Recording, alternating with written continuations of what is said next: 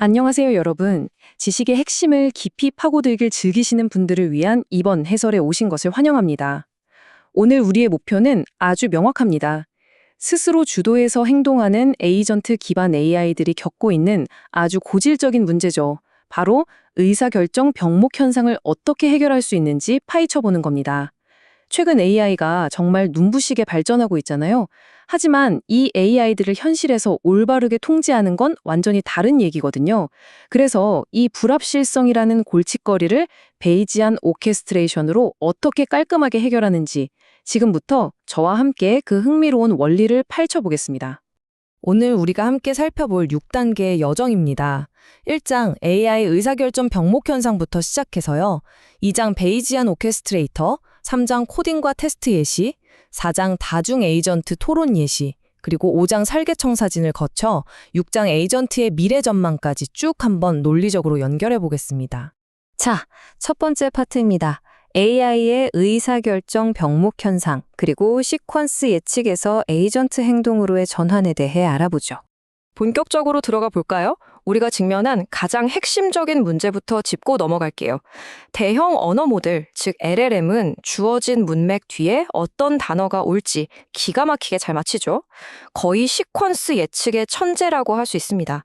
하지만 이 친구들을 현실 세계에 던져놓고 스스로 판단하는 의사결정자로 쓰려고 하면 여기서부터 심각한 한계에 부딪히게 됩니다. 도대체 왜 그럴까요? LLM은 단순히 다음 단어 하나하나 그러니까 토큰 수준의 불확실성을 다루는 데 특화되어 있어요. 반면에 우리가 원하는 에이전트 시스템은 환경 속에서 결과를 만들어내는 의사결정자거든요. 언제 멈춰야 할지, 언제 사람한테 도와달라고 해야 할지, 아니면 실수했을 때 그 대가가 얼마나 클지 등등 이런 작업 수준의 불확실성을 따져봐야 한다는 거죠. 유창하게 글을 쓰는 것과 현실에서 현명한 결정을 내리는 건 아예 차원이 다른 문제잖아요. 그래서 여기서 이번 소스 자료가 제시하는 아주 강력한 해결책이 등장합니다. 이해하기 쉽게 관리자와 직원을 비유를 한번 들어볼게요. 우리가 흔히 하는 착각이 LLM을 직원들 자체가 불확실성을 완벽하게 계산하는 수학 천재가 되어야 한다고 생각하는 거예요.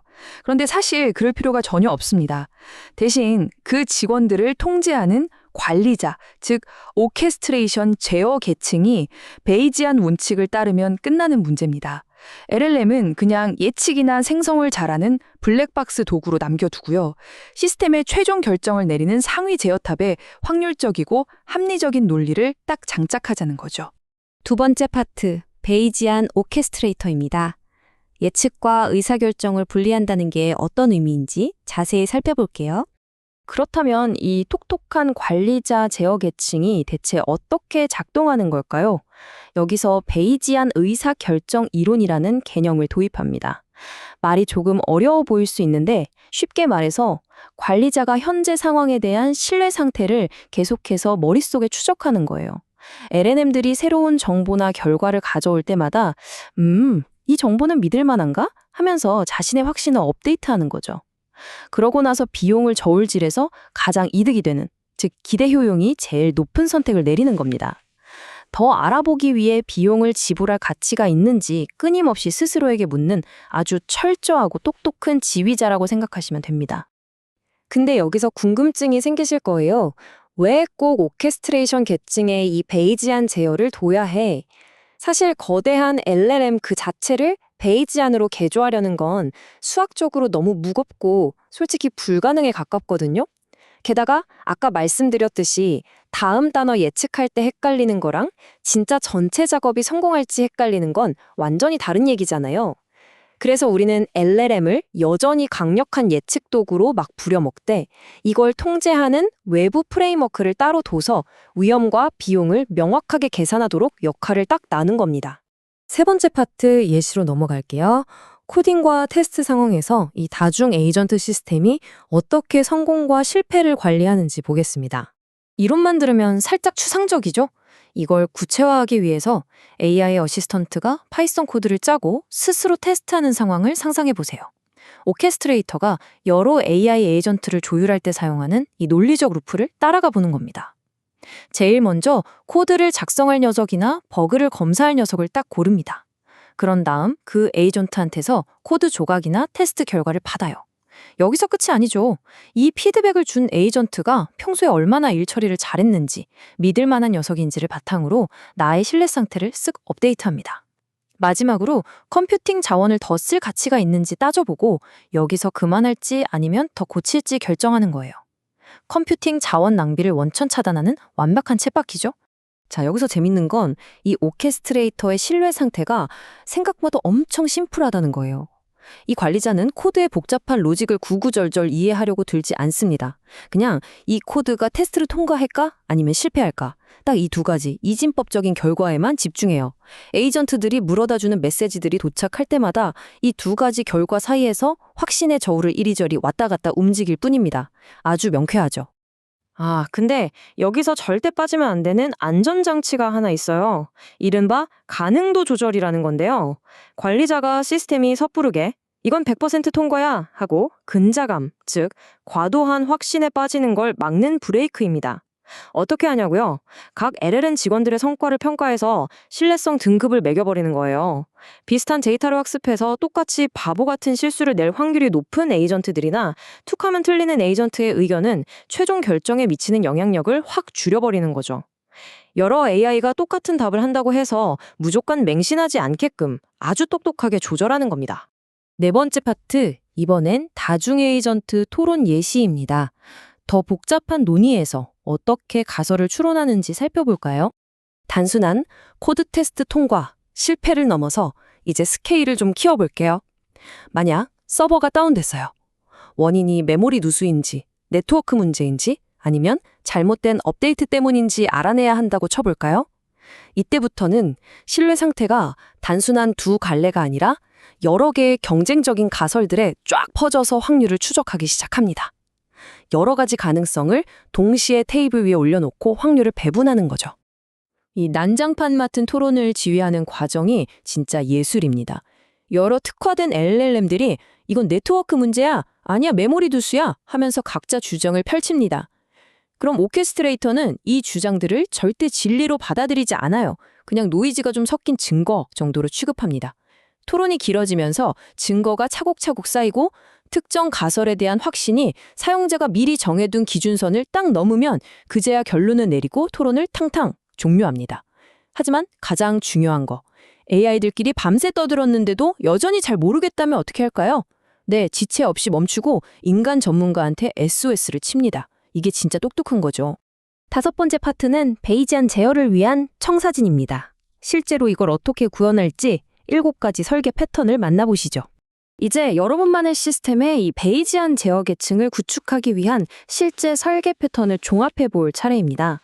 논문에서 제시하는 이 완벽한 청사진을 보면 베이지안 오케스트레이션이 우리가 매일 쓰는 현대적인 소프트웨어 스택에 얼마나 깔끔하게 딱 들어맞는지 알 수 있어요. 복잡한 확률론적 원칙을 현실의 코드로 번역하는 아주 훌륭한 가이드라인이죠. 이 설계의 핵심 원칙을 요약해 드릴게요. 제일 중요한 건 쓸데없는 디테일에 매몰되지 않고 의사결정에 직결되는 변수에만 집중한다는 거예요. AI가 뱉어내는 말은 무조건 팩트가 아니라 하나의 증거일 뿐이라는 마인드. 그리고 진짜 실용적인 부분이 뭐냐면 API 호출 비용이나 대기 시간, 심지어 개인정보 침해 위험성 같은 것들을 단순한 고정값이 아니라 수학적인 상수로 치환해서 철저하게 가성비를 따진다는 겁니다.